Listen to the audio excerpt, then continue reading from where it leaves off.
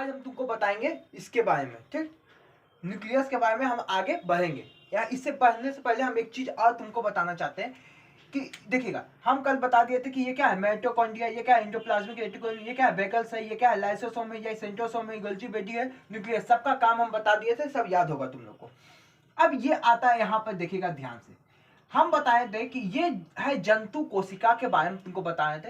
हालांकि पादप कोशिका में भी सेम कुछ होता है, हम इसका डिफरेंस तुम लोग को हम बता देंगे, समझ आया। अब यहाँ पे पहले ध्यान से समझिएगा, उसके बाद हम कुछ बताएंगे। यहाँ पे ये इसका होता है कोशिका झिल्ली, बाहरी परत का होता है, कोशिका झिल्ली के बना होता है। इसे इंग्लिश में बता दिए थे, सेल मेम्ब्रेन कहते हैं। क्या कहते हैं जी? सेल मेम्ब्रेन कहते हैं। लेकिन पादप कोशिका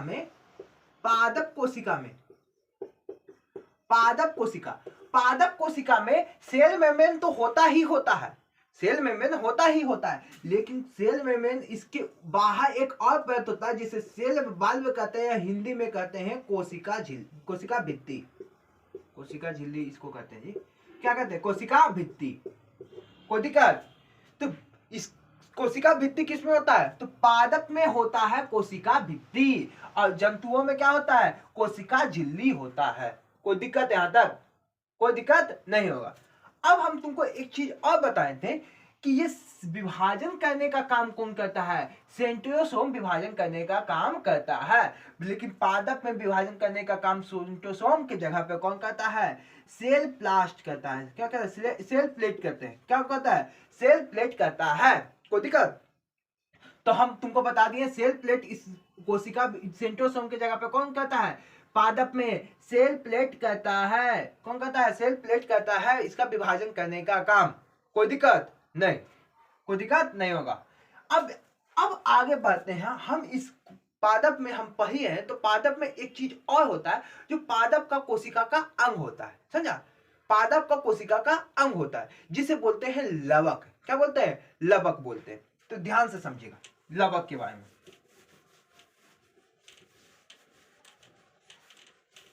इसको मिटा देते हैं, इसका कोई काम नहीं है। देखिएगा लवक जिसको बोलते हैं प्लास्टिड। क्या बोलते हैं? प्लास्टिड। लवक को क्या बोलते हैं? प्लास्टिड बोलते हैं। कोई दिक्कत?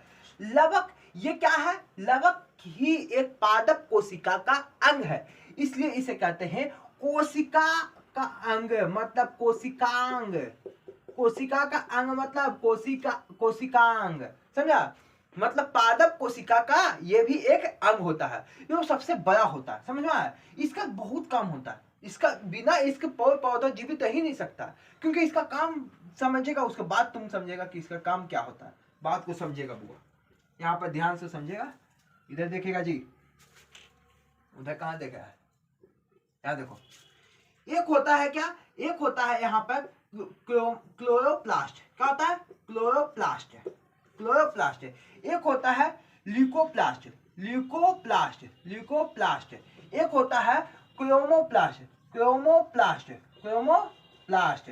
कोई दिक्कत? ये है कोशिका लवक का 3 भाग। कितना भाग? 3 भाग। इसको बोलते हैं हरित लवक। इसको बोलते हैं अवर्णित लवक। क्या बोलते हैं? अवर्णित लवक। इसको बोलते हैं वर्णित लवक। क्या बोलते हैं? वर्णित लवक। देखो, हरित लवक का काम क्या होता है? अवर्णित लवक का काम क्या होता है? वर्णित लवक का काम होता है। हम धीरे धीरे समझते हैं। ये देखिएगा, ये है क्लोरोप्लास्ट। ध्यान से बोलेगा, क्या है? क्लोरोप्लास्ट। क्लोरो यहां लिखेगा, देखो मिस्टेक हो जाता है, ठीक ना? ध्यान देगा। Chloroplast, leucoplast, chromoplast. हरित लवक, अवर्णित लवक, वर्णित लवक। हरित लवक, अवर्णित लवक, वर्णित लवक। देखिए, हरित लवक का काम क्या होता है? इसका काम होता है भोजन बनाना। क्या होता है जी? भोजन बनाना। अब तुम लोग बताओ कि भोजन कहां बनाएगा पौधा? कहां बनाएगा? पेड़ पत्तियों में बनाएगा या किसमें बनाएगा? या तो पत्ती में बनाएगा या तो तना में बनाएगा भोजन। अब बोलेगा सर तना में कैसे बनाएगा? तो सुनेगा, अगर पेड़ का पत्ता झड़ जाता है, पतझड़ के मौसम में पेड़ पूरा क्या हो जाता है, झड़ जाता है, तब भोजन कहाँ निर्माण होता है, तना में। 1% भोजन का निर्माण कहाँ होता है, तना में। जीवित रहने के लिए 1% बहुत ही जरूरी है, समझा। बहुत मतलब 1% में जीवित रह सकता है पौधा। तो जब पत्ता झड़ जाएगा तो कहाँ पर भोजन बनता है, तो यहीं पर बनता है, तने में बनता है। और बाकी 99% का भोजन कहाँ निर्माण होता है, पत्तियों में निर्माण होता है। तो हरित लवक का काम क्या है, हरित लवक का काम है भोजन का निर्माण करना। अब तुमको बता, भोजन का निर्माण तो 2 ही जगह हो सकता है, एक तो पत्ती में हो सकता है या तो एक तना में हो सकता है। तो हम तो बता दिए किस में, पत्ती में। जब पतझड़ का मौसम आएगा तब कहाँ होगा, तना में होगा। 1% भोजन का निर्माण कहाँ होगा, तना में होगा, कोई दिक्कत। अब आता है वर्णित लवक। क्या था, अवर्णित लवक, सॉरी अवर्णित लवक। अवर्णित लवक का काम क्या होता है भैया, तो अवर्णित लवक का काम होता है जो ने भोजनमा बनाया है, समझा, उसको स्टोर रखेगा ना जी। कहीं पर तो ऐसा जगह माँ के कहाई बनाया और माँ के कहाई में लिया, माँ के कहाई में ले कहाई का खा लिया ना, तो उसके लिए अलग कटोरा में थाली रहेगा, उसमें परोसेगा तब उसको खाएगा। तो कहीं स्टोर रखेगा दूसरी जगह, कि जे क्या बनाएगा ओके पे खा लेगा, नहीं ना। तो यही से यहाँ पे तो भोजन ही बनाने का काम कर ही दिया, लेकिन उसको रखेगा कौन, उसका भी जिम्मेदारी होगा ना, सब काम ही करेगा, घुसिया जाएगा एकदम, समझा। तो इसके लिए भी भगवान जी बनाए, क्या बनाए, हाँ वर्णित लवक। अवर्णित लवक का काम क्या होता है, भोजन को स्टोर रखना, भोजन को स्टोर रखना, स्टोर रखना। भोजन का स्टोर रखने का काम कौन करता है, अवर्णित लवक। इसका काम, इसका भोजन का स्टोर रखना काम होता है। भोजन स्टोर कहाँ रहेगा, अब तुम लोग बताओ, भोजन स्टोर कहाँ आ सकता है। भोजन 2 ही जगह स्टोर रहता है, या तो जल में आ सकता है, या तो जल में रहेगा। आप बताओ, या तो जल में रहेगा या तो फल में रहेगा। जो ने फलवा तुम खाता है वो क्या है, पादप का भोजन है, पादप कोशिका का, पादप का ही क्या है, भोजन है। ये भोजन बनाया है और ये फल में जाके क्या कह दिया, स्टोर कर दिया, और हम लोग क्या कहते हैं, उसको तोड़ के खा जाते हैं, समझ में आया। और जय में भी क्या कहता है, भोजन का स्टोर रखता है, समझा। यहाँ तक कोई दिक्कत नहीं होगा, यहाँ तक किसी को दिक्कत नहीं होगा। लेकिन इसका काम क्या होता है, वर्णित लवक का काम क्या होता है, क्रोमोप्लास्ट का काम क्या होता है। तो क्रोमोप्लास्ट का काम भी देख लेते हैं। तो इसमें ये देख लिए, जब ये देख लिए तो इसमें क्या रखा है, कुछ रखा है जी, नहीं, एकदम कुछ नहीं रखा। यहाँ पे ध्यान से समझेगा, एकदम बायोलॉजी को एकदम ऐसे एकदम चुटकी बजा के एकदम खत्म कर देना है, समझ में आया। वो बायोलॉजी सब हार्ड है, कुछ नहीं हार्ड है, समझ में आएगा।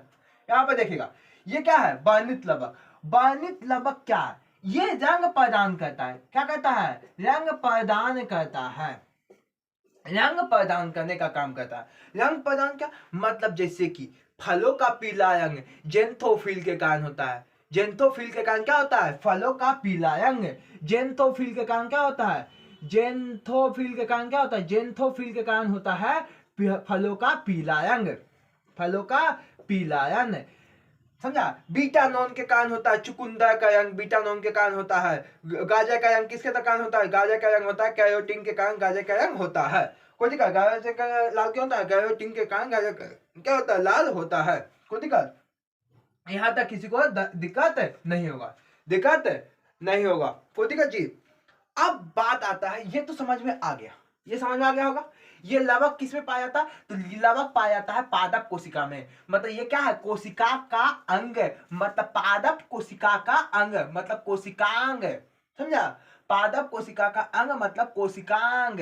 कोई दिक्कत, यहाँ पर लिख लेगा पादप कोशिका का अंग, पादप कोशिका का अंग, भाई लिखो पादप कोशिकांग, समझा। कोई दिक्कत, यहां तक कोई दिक्कत नहीं होगा।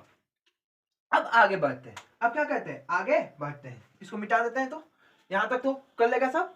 अब आगे बढ़ते हैं, ध्यान से समझिएगा। अब हम तुमको बताते हैं पादप कोशिका और जंतु कोशिका में कुछ डिफरेंस बता देते हैं, अंतर बता देते हैं। क्या बताते हैं, अंतर। पहले समानता बता देते हैं कि क्या समान होता है। हम दोनों एक साथ ही बता देते हैं, एक काम करते हैं। एक हम वेन डायग्राम तो सबको आता होगा, नहीं आता है, देखिएगा हम ही वेन डायग्राम बना देते हैं, इसी से समझ जाएगा कैसे। देखो इसमें पाया जाता है राइबोसोम, तो दोनों पाया जाएगा, राइबोसोम दोनों में पाया जाएगा, राइबोसोम दोनों में पाया जाएगा, कोशिका झिल्ली भी दोनों में पाया जाएगा, कोशिका झिल्ली भी दोनों पाया जाएगा। लेकिन ये देखो ये होता है थोड़ा सा, ये हम जंतु कोशिका के बारे में बताएं, जंतु कोशिका और ये पादप, पादप कोशिका। जंतु कोशिका में क्या होता है, इसमें अब हम एक बात बताओ, इसका कैसा होता है, गोल, थोड़ा मतलब गोल होता है, कैसा होता है, गोल। ये कैसा होता है, चौकोर, चौकोर, चौकोर होता है, चौकोर होता है, समझा, कोई दिक्कत। इसका वेहिकल्स जो होता है ना, इसका वेहिकल्स जो होता है ये छोटा होता है, लेकिन इसका वेहिकल्स क्या होता है, बड़ा होता है। हम डिफरेंस बताएं, बाकी इसमें देखिएगा, इसमें माइटोकॉन्ड्रिया इसमें भी आता है, समझा, कोशिका झिल्ली इसमें भी आता है, न्यूक्लियस इसमें भी आता है, समझा, सेंट्रोसोम इसमें, सेल प्लास्ट भी आता है, इसमें क्या आता है, सेल बाल, इसमें नहीं, सेल बाल, इसमें तो सेल झिल्ली इसमें आता है, इसमें क्या आता है, सेल बाल, सेल बाल आता है। इसमें वेहिकल्स क्या होता है, छोटा होता है, इसमें वेहिकल्स क्या होता है, बड़ा होता है। इसमें क्या होता है, सेल बाल पाया जाता है, इसमें क्या होता है, सेल, इसमें पाया जाता है सेल झिल्ली पाया जाता है, मतलब मेम्ब्रेन, मेम्ब्रेन, मेम्ब्रेन, पर मेम्ब्रेन इसमें भी पाया जाता है, इसलिए हम दोनों में लिख दिए, समझ आया, कोई दिक्कत। न्यूक्लियस इसमें पाया जाएगा, माइटोकॉन्ड्रिया इसमें भी पाया जाएगा, लाइसोसोम इसमें पाया जाएगा, एंडोप्लाज्मिक रेटिकुलम दोनों में पाया जाएगा, बाकी जो जो होता है वो सब इसी में पाया जाता है। बस ये याद रखिएगा, वेहिकल्स क्या होता है, इसमें बड़ा होता है, इसमें छोटा होता है। इसमें क्या होता है, वेहिकल्स बड़ा होता है, इसमें सेल बाल पाया जाता है, इसमें सेल मेम्ब्रेन पाया जाता है, हालांकि सेल मेम्ब्रेन दोनों में पाया जाता है, इसमें अलग से क्या पाया जाता है, सेल बाल पाया जाता है, और बाकी सब क्या होता है, समान होता है। यह हो गया पादप कोशिका के बारे में डिफरेंस। कोई दिक्कत, यहां तक कोई दिक्कत नहीं होगा। अब हम आते हैं, यहां तक कोई दिक्कत है जी, किसी को कोई दिक्कत नहीं है। अब हम आते हैं, चलेगा, यहां पर ध्यान से देखेगा। अब हम आते हैं, अब मेन टॉपिक पर आते हैं, समझा। अब ये तो हो गया कोशिका के बारे में, लेकिन कोशिका भी दो प्रकार के होते हैं। बोलेगा ये क्या बोले सर, हाँ समझेगा। कोशिका भी दो प्रकार के होते हैं। पहला होता है, एक कोशिका होता है, यहां पर हम इसी को बना देते हैं, बहुत देरी से लिखा हुआ है। एक होता है प्रोकैरियोटिक कोशिका, प्रोकैरियोटिक, प्रोकैरियोटिक कोशिका, ये क्या होता है सर, तो अभी देखेगा ना, समझेगा ना, धीरे धीरे सब समझ में आएगा। एक होता है प्रोकैरियोटिक कोशिका, एक होता है यूकैरियोटिक कोशिका, यूकैरियोटिक कोशिका। अब बात को समझेगा, ये प्रोकैरियोटिक कोशिका हम लोग में नहीं पाया जाता है, और ये यूकैरियोटिक कोशिका हम लोग में पाया जाता है, पादप में पाया जाता है। मतलब कि ये यूकैरियोटिक कोशिका जंतु में पाया जाता है, किसमें पाया जाता है, जंतु में, और पादप दोनों में पाया जाता है। कौन सा, यूकैरियोटिक कोशिका। लेकिन प्रोकैरियोटिक कोशिका जंतु और इस सब में नहीं पाया जाता है, ये सूक्ष्मदर्शी जीवों में पाया जाता है। सूक्ष्मदर्शी करने का अर्थ है कि जिसको हम अपनी आंखों से नहीं देख सकते, अपनी नंगो मतलब अपनी आंखों से नहीं देख सकते, मतलब उसके लिए माइक्रोस्कोप की जरूरत पड़ेगा। उसे क्या कहते हैं, प्रोकैरियोटिक कोशिका कहते हैं। कोई दिक्कत, जैसे में कोरोना, उसको देख सकते थे नहीं ना बुआ, कोरोना को नहीं देख सकते थे, कोरोना आया पूरा तबाह कर दिया, देखो मच्छर लगा है, परेशान कर देता है। देखिए, प्रोकैरियोटिक कोशिका बायस में पाया जाता है, सूक्ष्मदर्शी में पाया जाता है, हम लोग में प्रोकैरियोटिक नहीं पाया जाता है। हम लोग में क्या पाया जाता है, यूकैरियोटिक पाया जाता है। अब इसको याद कैसे रखेगा, याद रखेगा, यू मतलब तुम, अब तुम क्या होता है, यू क्या होता है, जंतु, तो जंतु में क्या पाया जाता है, यूकैरियोटिक कोशिका पाया जाता है। कोई दिक्कत, यहां तक दिक्कत नहीं होगा। अब बोले इसमें देखो, इसमें ये जो होता है ना, प्रोकैरियोटिक क्या होता है, ये अविकसित कोशिका होता है, अविकसित, विकसित, विकसित, अविकसित कोशिका होता है। कोशिका क्या होता है, विकसित कोशिका, विकसित कोशिका, विकसित कोशिका होता है। कोई दिक्कत, यहां तक क्या होता है, विकसित कोशिका होता है। कोशिका कितना का, प्रोकैरियोटिक कोशिका और यूकैरियोटिक कोशिका। यूकैरियोटिक क्या, प्रोकैरियोटिक क्या होता है, अविकसित होता है, और यूकैरियोटिक क्या होता है, विकसित होता है। ये क्या होता है, ये जंतुओं में पाया जाता है, ये अपादपों में पाया जाता है। कोई दिक्कत, यहां तक किसी को दिक्कत नहीं होगा।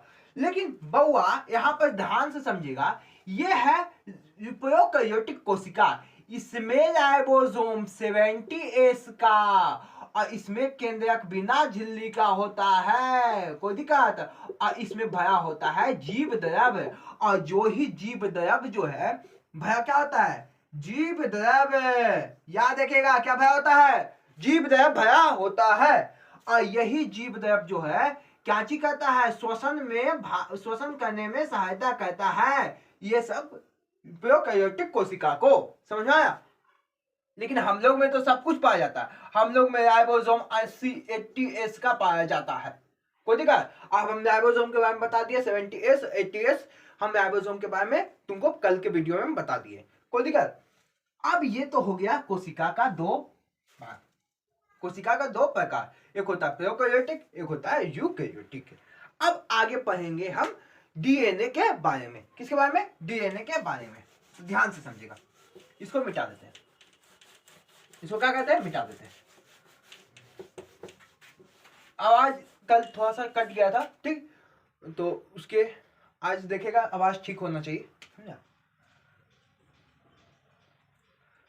अब देखिएगा, ये है क्या, इधर बना देते हैं, mitochondria, endoplasmic reticulum, centrosome, Golgi body, nucleus. अब हम सीधे यहां पे देख लेते हैं, बहुत कुछ है इसमें, समझा। अब हम इसमें देखते हैं न्यूक्लियस। न्यूक्लियस में जब देखा गया माइक्रोस्कोप का, अब कल बताएगा हम कल तुम लोग को बता दिए, न्यूक्लियस का खोज किसने किया था, बताओ जल्दी। रॉबर्ट ब्राउन ने किया था। रॉबर्ट ब्राउन ने क्या किया था, न्यूक्लियस का खोज किया था। देखिएगा, इसका दो चीज होता है, इसका क्या होता है, दो होता है, दो कुछ नहीं होता है, समझिएगा। इसमें होता है, ये होता है क्रोमोसोम, क्या होता है, क्रोमोसोम। क्रोमोसोम क्या होता है, क्रोमोसोम, इसको क्या बोलता है, क्रोमोसोम कहता है। जब न्यूक्लियस में देखा गया कि इसमें कोची बोलते हो, तो माइक्रोस्कोप से देखा गया कि बाप रे बाप कोची हो, समझा। तो देखा गया बापा, ये तो निकल गया क्या, क्रोमोसोम। क्या निकला, क्रोमोसोम। और इसको देखा था कौन, बाल्डेयर ने देखा था। कौन देखा था, बाल्डेयर ने देखा था। अब एक बात बता, रॉबर्ट ब्राउन ही देख लेता तो इन नंबर तो हमको याद करने की जरूरत नहीं पड़ता। पता जी, नहीं पता, बताओ, खोजा नहीं। तो इसको कौन खोजा था, बाल्डेयर ने क्रोमोसोम की खोजा था। बताएगा हम लोग में क्रोमोसोम की संख्या कितनी है, 46। क्रोमोसोम की संख्या पूछे हैं, जोया नहीं, जो 23 बोला। जोया कितनी है, 23 जोया है, समझ में आया। जोया में पूछेगा तो 23, और संख्या में पूछेगा तो 46। खोज किसने किया था, बाल्डेयर ने इसका खोज किया था। जब इसको देखा गया कि इसमें कोची है, तो जब इसको देखा गया, इसको खोल के देखा गया, तो इसमें भी कुछ कुछ बोल रहा था, इसमें भी क्या कर रहा था, कुछ कुछ बोल रहा था। तो इसको देखा था कौन, इसको देखा था कार्लसबर्ग ने देखा था। कार्लसबर्ग ने इसको देखा था, देखा कार्लसबर्ग ने इसमें कोची घूम रहा, तो कार्लसबर्ग ने देखा कि ओ कोची है, तो इसका नाम रख दिया क्या, डीएनए। क्या रख दिया, डीएनए। अब जब इसको देखा, इसको खोल के देखा, तो इसको खोल के देखा गया, तो इसमें भी कुछ कुछ बोल रहा था, समझा। तो देखा, इसको कौन देखा था, तो जोहानसन ने देखा था, जोहानसन ने देखा था, जोहानसन ने देखा था। किसने देखा, जोहानसन ने देखा था। जोहानसन ने देखा कि इसमें क्या है, जीन है, क्या है, जीन है। मतलब कि इंफॉर्मेशन का आदान प्रदान किसके द्वारा हो रहा है, जीन के द्वारा। और जीन को मिलाएंगे तो डीएनए, डीएनए को मिलाएंगे तो क्रोमोसोम, क्रोमोसोम को मिलाएंगे तो न्यूक्लियस। मतलब कि पूरा भाग किसका है, न्यूक्लियस का। मतलब न्यूक्लियस में ही डीएनए, न्यूक्लियस में ही क्रोमोसोम, क्रोमोसोम में ही डीएनए, डीएनए में ही जीन पाया जाता है। हम पढ़ते थे ना, हमको लगता था डीएनए ब्लड को बोलता है, हमको लगता था डीएनए, पहले हम नहीं पढ़ते थे ना, तो हमको लगता था डीएनए किसको बोलता है, ब्लड को बोलता है, हमको ये लगता था। पर अब पता चला कि डीएनए में ही तो सब इंफॉर्मेशन छिपा हुआ है। डीएनए में क्या है, सब इंफॉर्मेशन छिपा हुआ है, बिना डीएनए के कोई इंफॉर्मेशन नहीं है। अगर डीएनए ही बदल दिए तो तुम्हारा पूरा शकल जो पूरा बदल जाएगा, शकल क्या हो जाएगा, बदल जाएगा। जो ने डीएनए लगा देंगे उन्हें डीएनए हो जाएगा, समझा। डीएनए लगा देंगे मुर्गी का बाल तो मुर्गी नियन बाल निकलेगा, डीएनए निकाल लेंगे हाथी नियन दांत तो हाथी नियन दांत बन जाएगा, समझा। मतलब कि सब खेल किसका है, डीएनए का, समझा। सब खेल किसका है, डीएनए का। अगर बताओ डीएनए अगर चेंज हुआ तो सब कुछ चेंज हो जाएगा, पूरा इंफॉर्मेशन चेंज हो जाएगा। किसी किसी का देखेगा इंफॉर्मेशन चेंज होके 5 अंगुली की जगह 6 अंगुली बन जाता है। तो ये क्या है, डीएनए चेंज हो गया तो क्या 6 अंगुली बन गया। उसकी डीएनए समझ में नहीं आया कि बने तो, समझा, तो 6 अंगुली बना देता है, समझ आया। तो डीएनए ही सबसे मेन है और डीएनए के कारण ही अब देखिएगा यहाँ पे तो समझ आ गया, डीएनए ही हम लोग को क्या कहता है, जो चीज अगर हम लोग को 10 गो हाथ बनाना है तो कौन पता करेगा, डीएनए। डीएनए में जो इंफॉर्मेशन डाल देगा 10 गो हाथ का तो 10 गो हाथ बनेगा, 2 गो हाथ का है तो 2 गो हाथ बनेगा, 5 गो उंगली 5 गो उंगली, 10 गो उंगली 10 गो उंगली, समझा। तो सब कौन करता है, डीएनए में इंफॉर्मेशन छुपा हुआ होता है। तो सब जगह का डीएनए अलग अलग होता है। बाल का डीएनए अलग, बाल का डीएनए बाल ही नहीं, मतलब बाल का कोशिका अलग होता है तो बाल का कोशिका बाल ही निर्माण करता है। ये देखा है कभी कि बाल का कोशिका का दांत निकालने लगता है ना। तो जहां का जो डीएनए आता है उसको वही इंफॉर्मेशन दिया हो जाता है और वही इंफॉर्मेशन वही निर्माण करता है, समझ आया। यहां तक किसी को दिक्कत है नहीं होगा। अब यहाँ पे बात को समझेगा, यहाँ पे क्या कहेगा, बात को समझेगा। डीएनए का खोज तो इसने किया था, डीएनए का खोज किसने किया था, कार्लसबर्ग ने किया था। लेकिन इसका जो मॉडल दिया था, जो डिजाइन होता है ना, डीएनए का डिजाइन जो होता है वो किसने दिया था, इसने किसने दिया था, तो इसने दिया था बार्टसन एंड क्रिक दिया था, बार्टसन एंड क्रिक दिया था, बार्टसन एंड क्रिक। बार्टसन एंड क्रिक ने डीएनए का क्या दिया था, ये डिजाइन दिया था। डीएनए का डिजाइन किसने दिया था, बार्टसन एंड क्रिक ने दिया था। जोहानसन ने जीन का क्या किया था, खोज किया था। यहाँ पर बात को समझ में आ गया होगा।